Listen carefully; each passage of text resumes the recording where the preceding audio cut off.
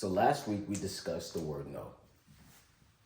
We talked about why the word no triggers something in your mind that pretty much says, that's it, deal's done, it's over. It ends here at no. But I challenged you. I told you no. No does not mean no, especially not for us here in our business. It doesn't mean no for us. It's an opportunity. Because I choose to look at those three words that describe no, define no, those three words, denial, dissent, and refusal. I used to look at those words I choose to look at those words as positive words, right? I turn those into yes, positive income, or income generating asset. That's how I look at it. Or I'm here to solve a problem. Much more than three words, but that's what it's about. I want to explain a couple things to you, right? I want to go over some things.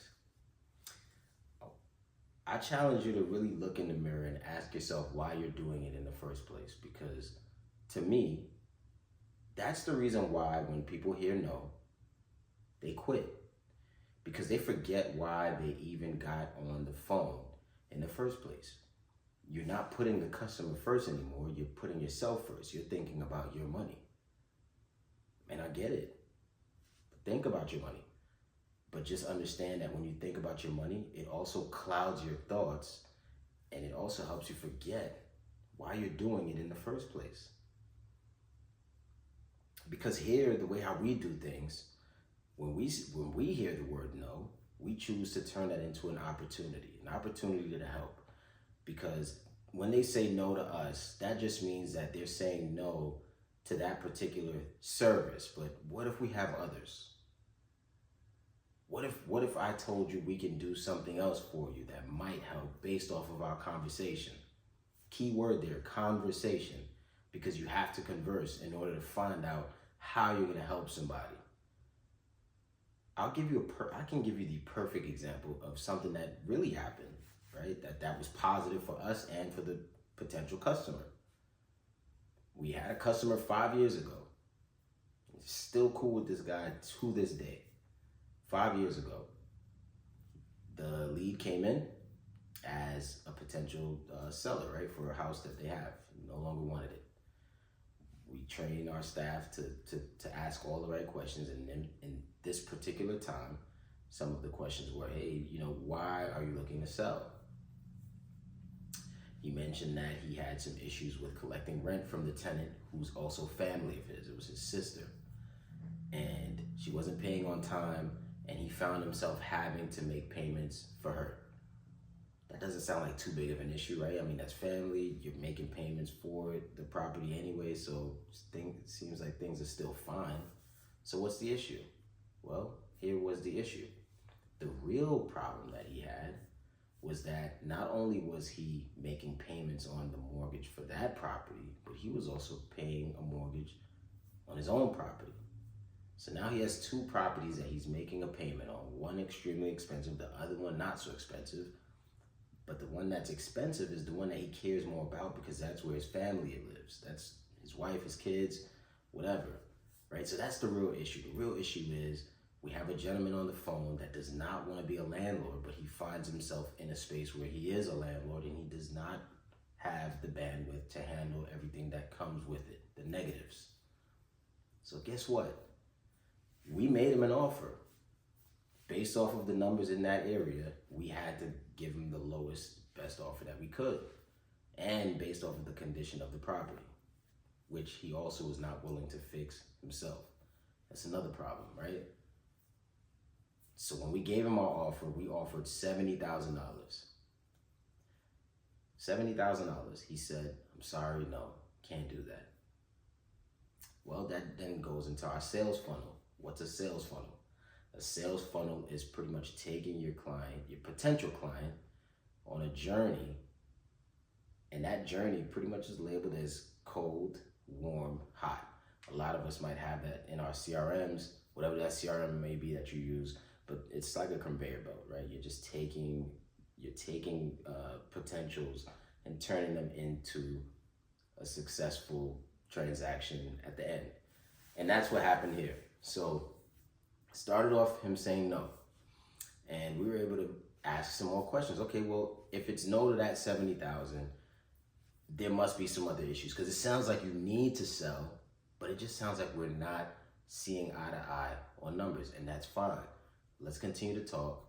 You get to know me, I get to know you, and let's see if we can come to some agreement at the end. He was open to it, right? So we offered a creative finance where we mentioned to him, we'll be open to paying your mortgage every month. You don't have to worry about that mortgage payment anymore. We solved a problem. We took away the mortgage from him.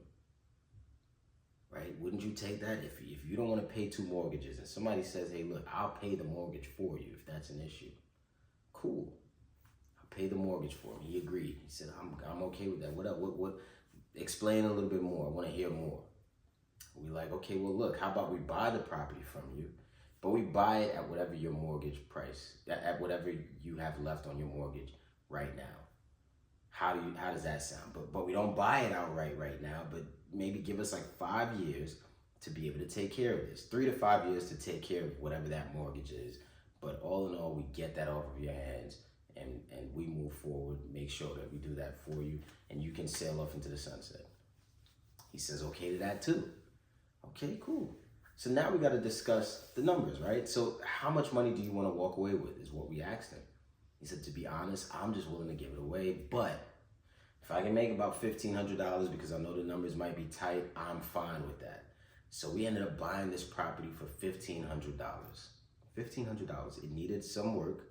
Not gonna lie, it needed work, but we were able to put about $2,000 in it to just clean it out completely, get some extra paint in there, just really make that thing look like it's something. And then we moved somebody in there. When we moved that person in there, we were charging them $1,500 in rent because that's what the area called for. So now we charge them $1,500 in rent, which in short, we ended up earning $711 a month because the mortgage was, I think, somewhere in that $790 ballpark, somewhere around there. So all in all, we made about $8,000 a year going forward for the next 5 years. That's a lot of money, right? That's $60,000, if I'm not mistaken. Somewhere around $60,000 in about 5 years, because we also charged a $15,000 down payment to the person that moved in because they were going to do a creative finance on the other end, which is like a lead with the option to purchase. I don't want to throw too many titles at you because I don't want to confuse you, but I hope you're following and I hope you're writing down a lot of what I'm saying. I'm not saying too much, but I'm saying just enough. So we ended up doing that on the other end. The tenant agreed to pay $15,000 down. So they paid us $15,000 down. We can't continue to make those mortgage payments on time. So we solved the problem on one end for the gentleman that initially told us no, right? So fast forward, he's happy, we're happy. Everybody kind of walked away with some income. We walked away with an asset. He walked away knowing that, hey, I no longer have to worry about this mortgage. But guess what? We did not forget why we were doing it. We didn't forget the whole reason behind why we called this gentleman in the first place, or why he called us.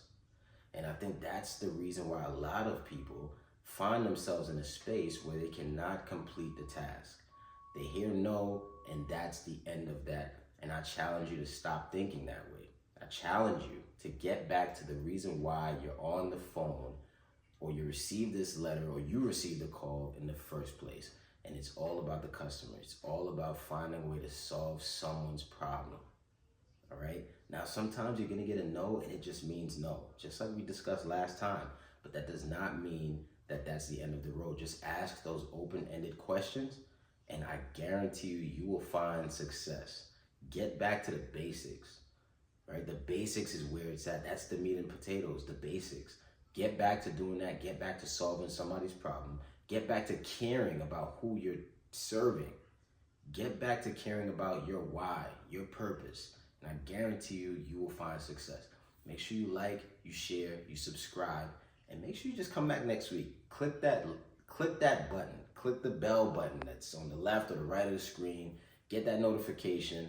Let's get these algorithms going, all right? Take your time,